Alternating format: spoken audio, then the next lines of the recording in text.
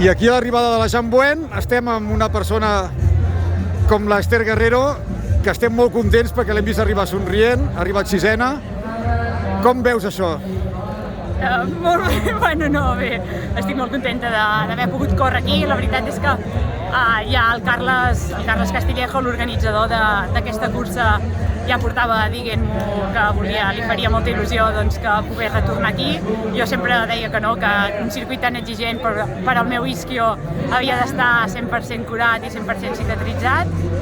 Realment està així, he pogut córrer avui, l'he disfrutat molt perquè he trobat molt a faltar l'ambient de la competició, el fet de tenir rutina. Ja torno a estar entrenant al 100%, de fet ja fa mes i mig que m'han desaparegut totes les molèsties. Al principi ha sigut molt dur, però estic en el camí i espero arribar a la pista coberta i tornar al meu nivell on estava. Són les excel·lents notícies. Aquesta temporada quin plantejament tens?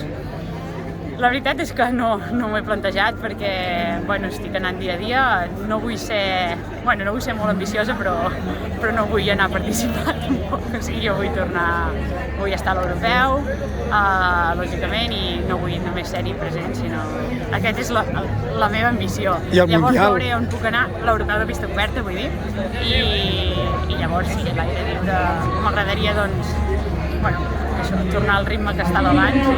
Jo ho intentaré, si puc, i si no, no vull deixar-ho estar i tirar la tovallola abans d'hora, tampoc. Estem convençuts perquè el 4-5 de l'any passat, amb aquelles condicions, ens diuen que aquest any, si estàs bé, ho has de superar-ho i amb es creix.